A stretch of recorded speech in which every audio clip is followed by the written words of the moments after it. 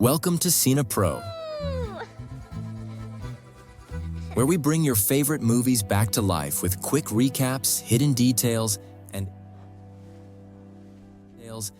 everything you missed. The story begins with a little orphan girl named Heidi. Her parents passed away, leaving her with no one in the world except her aunt. However, her aunt gets a job far from the village, and it's not allowed for her to take Heidi with her. This posed a problem for her since Heidi needed someone to take care of her. Since her grandfather was the only family member left, the aunt had no choice but to take Heidi to him. The grandfather lived in an isolated place on the mountain, far from the village, because he had a bad reputation, and no one in the village liked him. He was known as a harsh, merciless person. When the aunt arrives at his house with sweet little Heidi, he looks grumpy and unwelcoming. The aunt asks him to take care of his granddaughter since she has no one else in the world, but he tells her to take her and leave because he doesn't want any trouble. At that moment, the aunt has no choice but to leave Heidi at the house and leave. She tells Heidi not to worry, saying he won't harm her. The grandfather gets angry, takes Heidi, and tells her to leave and follow her aunt. But Heidi innocently replies, saying her aunt doesn't want her, and she has no one but him. His heart remains hard, and he leaves her alone, closing the door behind him. Heidi calls out to him, but it's no use. With no place to sleep, Heidi ends up in the animal barn. The next day, the grandfather enters the barn and gives her some milk to drink while he figures out how to get rid of her. He then takes her to the priest in the city, asking him to find someone to adopt her because he doesn't want her to live with him. The priest examines her and finds her healthy, promising to look for someone to adopt her. But he insists the girl must stay with her grandfather until then. The grandfather protests, saying he can't stand her and doesn't want her to live with him. The priest tells him he has a religious duty to take care of her until someone adopts her. Reluctantly,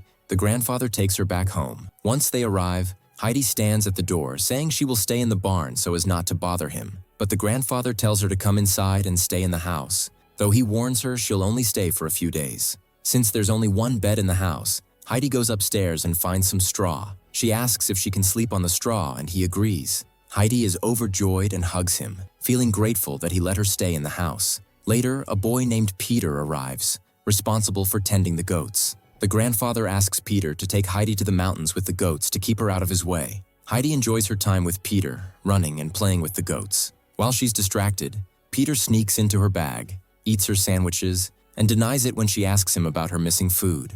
Heidi believes him when he blames a goat. One day, Peter sees two goats fighting and angrily hits them with his stick. Heidi stops him, saying the goats are living beings with flesh and blood who feel pain just like humans. Peter explains that if the goats fight, their milk production decreases. Heidi bargains with him, saying she'll give him half her food every day if he stops hitting the goats. Peter agrees, happy with the deal. Days pass, and Heidi and Peter grow closer, enjoying their time in the beautiful nature. One day, Heidi tells Peter that her grandfather plans to send her to the priest once someone adopts her. Peter feels sad, knowing he'll be lonely again. Meanwhile, Heidi grows closer to her grandfather, who begins to soften and love her because of her innocence and kindness. She decides to take her belongings and to sleep in the barn. So, Grandpa asked her if Peter told her anything about him, but Heidi kept quiet and did not respond. So he said to her that everything that is said about him is rumors, and you can either believe what you hear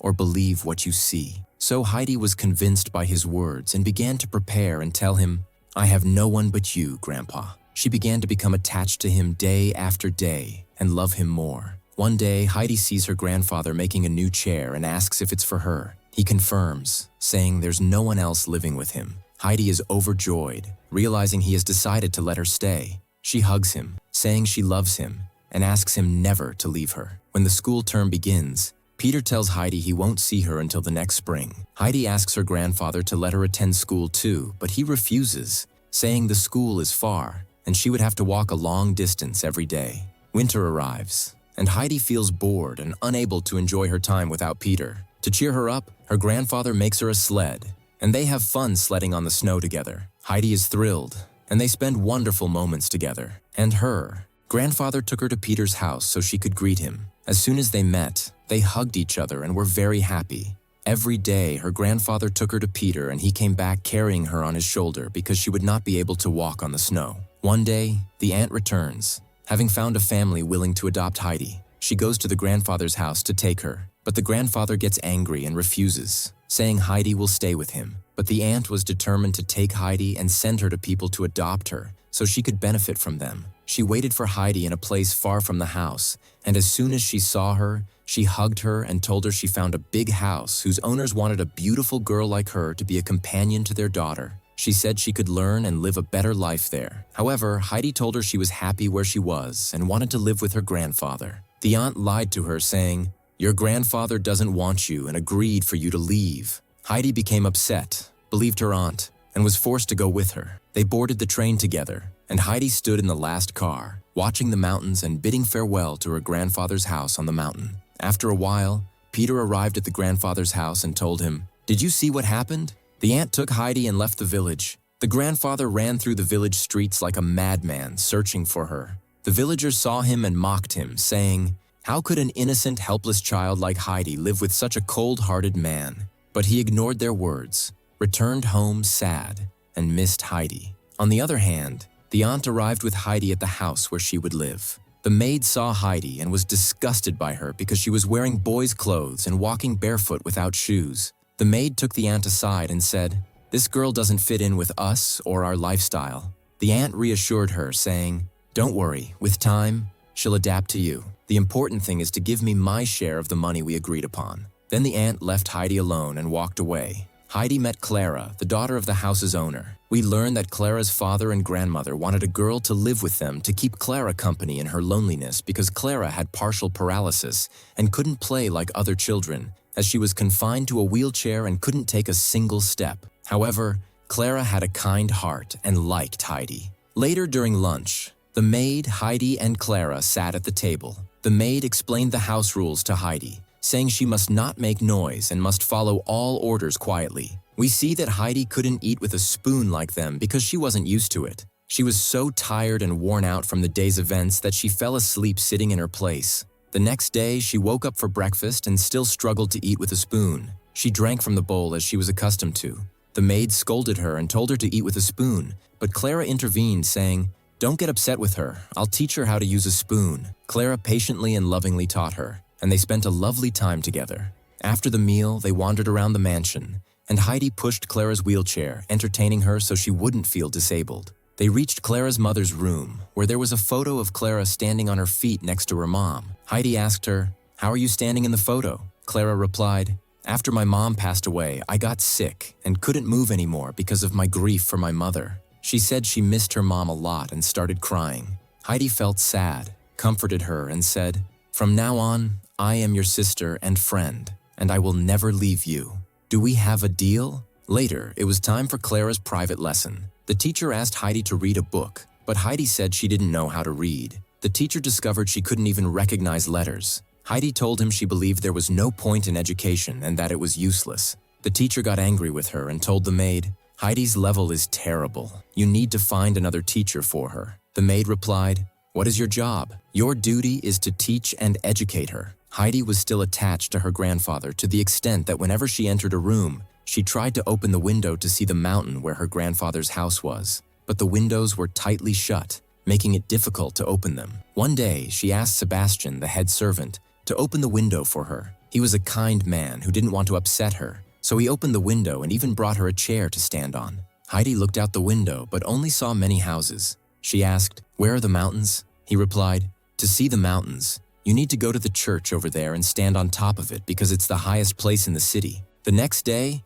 Heidi took Clara, and they went out together to explore the city markets. Clara was happy because she rarely went out, and she felt that God had compensated her with a beautiful friend like Heidi. They reached the church, and Heidi wanted to climb to the top to see the mountains. Clara told her, "I'll wait for you here while you go up." Heidi climbed to the highest point in the church but was surprised to see no mountains, only houses. She became scared and started calling out for her grandfather, feeling sad.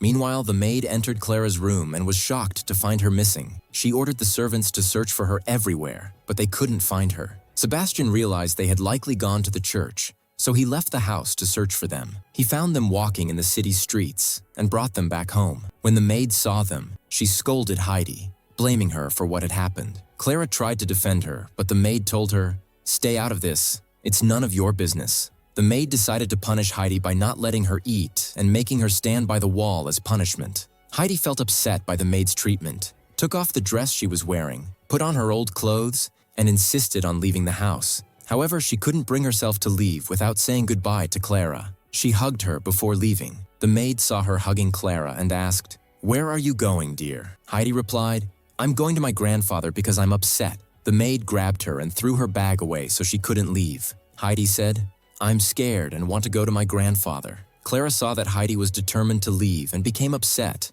crying because she had grown fond of her. When Heidi saw her friend Clara crying, she changed her mind and decided to stay. Clara became very ill from her sadness, feeling that no one around her loved her. Heidi comforted her, saying, "Don't be upset with me, I'm sorry.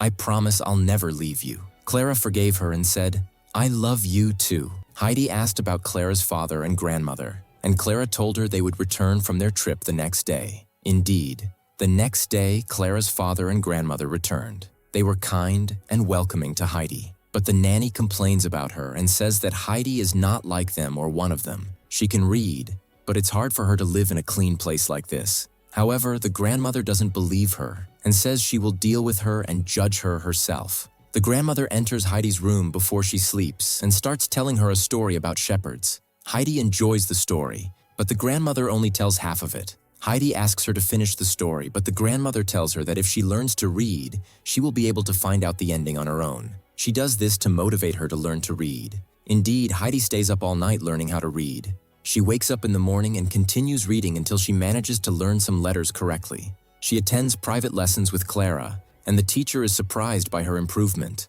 The whole family watches her, happy and clapping for her, encouraging her. Days pass, and the grandmother returns to her home. She says goodbye to the girls, who are sad to see her leave. In the middle of the night, one of the maids hears the palace door opening by itself. She gets scared and calls for Sebastian's, telling him what happened. They are frightened and suspect the house might be haunted. The next day, they tell Clara's father what happened, saying the palace might have ghosts. The father dismisses their fears, saying he doesn't believe in such things. He calls his doctor friend and asks him to stay with him to investigate. At midnight, they are startled by the sound of the door opening. Armed, they quietly go to see who is opening the door. They are surprised to find Heidi opening it. The doctor discovers that she is sleepwalking. He waits until she returns to her bed and wakes her up. He asks her what she was dreaming about. She tells him she was dreaming about her grandfather because she misses him. The doctor realizes she is suffering from homesickness and tells Clara's father that Heidi needs to return to her grandfather or risk psychological issues.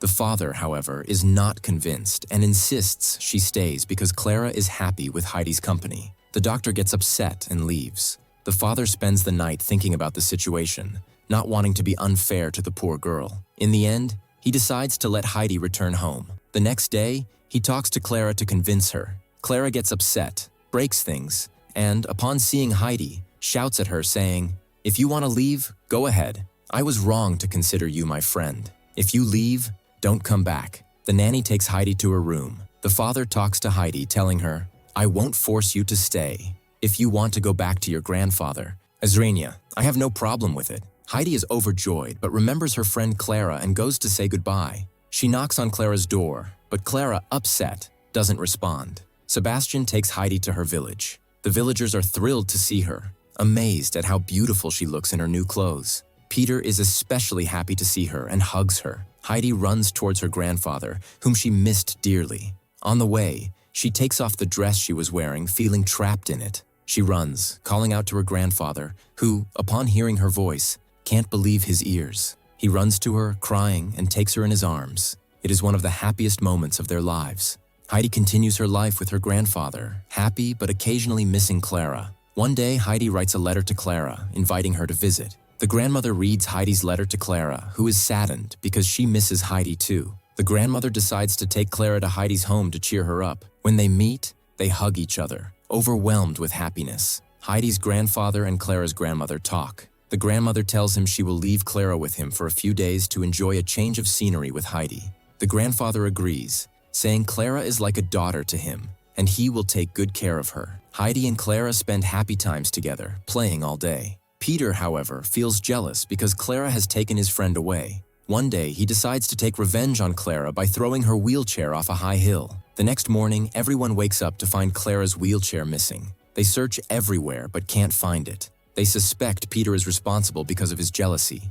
Peter is confronted and asked to take care of the girls as a condition for forgiveness. He agrees, and they leave Clara and Heidi with him. Clara sees the mountains Heidi always talked about and is amazed by their beauty. Heidi goes to fetch berries, leaving Clara sitting alone. While sitting, Clara feels a butterfly on her leg. She is shocked because she is supposed to have no feeling in her legs. She tries to move her toes and is surprised to find them moving. She leans on a nearby rock and manages to stand. When Heidi sees her, she is astonished and can't believe her eyes. She runs to Clara, supporting her as she takes her first steps. Clara's father arrives, furious at the grandmother for bringing Clara to such a place. He demands to know where his daughter is. Hearing her father's voice, Clara calls out to him. When he sees her walking, he is stunned and speechless. He and the grandmother cry tears of joy. Clara hugs her father and grandmother. The father thanks Heidi for everything she has done, apologizing for being angry earlier. Clara hugs Heidi, crying, and tells her, "You are the best friend I've ever had. You made up for all the sadness I've experienced." Clara leaves with her father and grandmother, saying goodbye to Heidi with a smile. And Heidi started focusing on her education and going to school, because she understood that education is important. She repeated that she wants to become a story writer. The first story she will write is her life story. If you enjoyed the video, don't forget to subscribe to the channel and hit the notification bell to get more new videos.